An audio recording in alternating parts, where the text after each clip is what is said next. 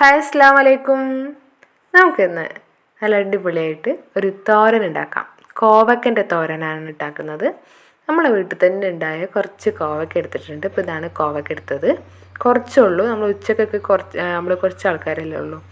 അപ്പോൾ അതുകൊണ്ട് ഉച്ചക്കൊക്കെ തോരന്. അതൊന്ന് നന്നായി ചെറുതാക്കി മുറിക്കാം.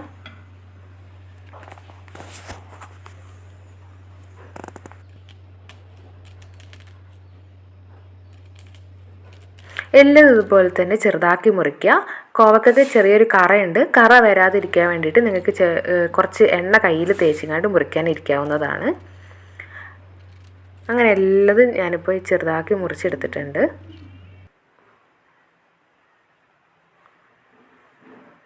ഇതിലേക്കുള്ള ഇത്രയും ഇൻഗ്രീഡിയൻസ് ആണ്. ഒരു സവാള, ഒരു പച്ചമുളക്, ഇതൊരു 4 സ്പൂണോളം തേങ്ങ ചിരകിയതും, പിന്നെ കോവക്ക അരിഞ്ഞതും, പിന്നെ 2 വറ്റൽമുളകും.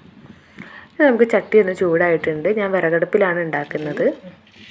അപ്പോൾ അതിലേക്ക് ഒരു 2 സ്പൂണ് വെളിച്ചെണ്ണ ഒഴിച്ച് ചൂടായതിന് ശേഷം കടുകിട്ട് 1 സ്പൂണോളം. അത് നന്നായിട്ട് പൊട്ടി വരുമ്പോൾ കറിവേപ്പില, അതുപോലെ 2 ഉണക്കമുളക് നേരത്തെ കാണിച്ചില്ല, അതും കൂടി ഇതിലേക്ക് മുറിച്ചിട്ടിട്ടുണ്ട്.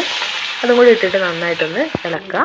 അതിന് ശേഷം നമുക്ക് വലിയുള്ളി, സവാള ഒന്നും, അതുപോലെ തന്നെ ഈ ഒരു പച്ചമുളക് ഇട്ടിട്ടുണ്ട്. നിങ്ങളുടെ എരിവിനനുസരിച്ച് പച്ചമുളകൊക്കെ കൂടുതൽ വേണമെങ്കിൽ ഇടാവുന്നതാണ്.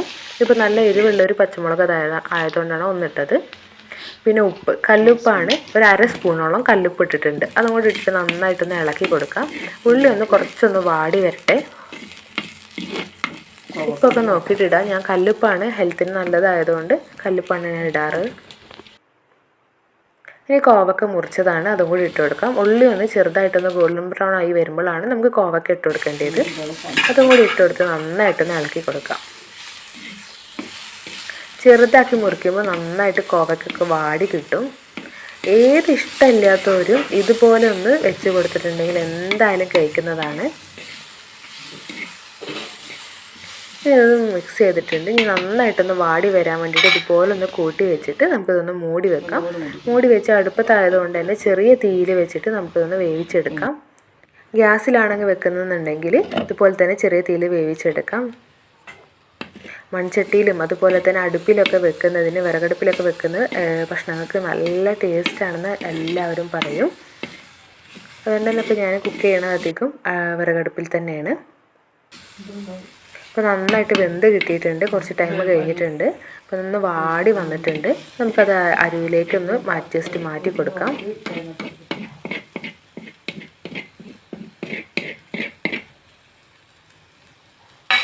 ഇനി ആ സൈഡിൽ നമുക്ക് തേങ്ങ, ഒരു 3 സ്പൂണോളം തേങ്ങ ചിരകിയതാണ്, അത് ഇട്ട് കൊടുക്കാം. അതിലേക്ക് 1 ടീസ്പൂണ് മഞ്ഞൾപ്പൊടിയും കൂടി ഇട്ട് കൊടുക്കാം, നല്ലൊരു കളറിന് വേണ്ടിയിട്ടാണ്. അതും കൂടി ഇട്ടെടുത്ത് ചെറിയൊരു തീയിൽ വെച്ചിട്ട് നമുക്കിതൊന്ന് ഇളക്കി കൊടുക്കാം. അതിൻ്റെ ഒരു ഡ്രൈ ആയി കിട്ടാൻ വേണ്ടിയിട്ടാണ്.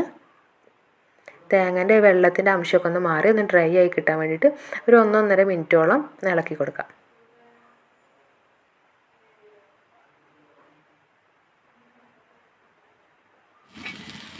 അതൊന്ന് കുറച്ച് ടൈം കഴിഞ്ഞിട്ടുണ്ട്. ഒരു 1-1.5 മിനിറ്റോളം കഴിഞ്ഞിട്ടുണ്ട്. നമുക്കിതൊന്നും കൂടി എല്ലാതും കൂടി ഒന്ന് മിക്സാക്കി ഇളക്കി കൊടുക്കാം. ഇങ്ങനെ ഒന്ന് 1 മിനിറ്റോളം നമുക്കൊന്ന് ഇളക്കി ഒന്ന് വേവിക്കാം. നമ്മൾ അടിപൊളിയായിട്ടുള്ള കോവക്കയുടെ തോരന് റെഡി ആയിട്ടുണ്ട്. എല്ലാവരും തയ്യാറാക്കി നോക്കുക. ഇൻഷാ അല്ലാഹ് നല്ലൊരു വീഡിയോ ആയിട്ട് നമുക്കിനി വീണ്ടും കാണാം.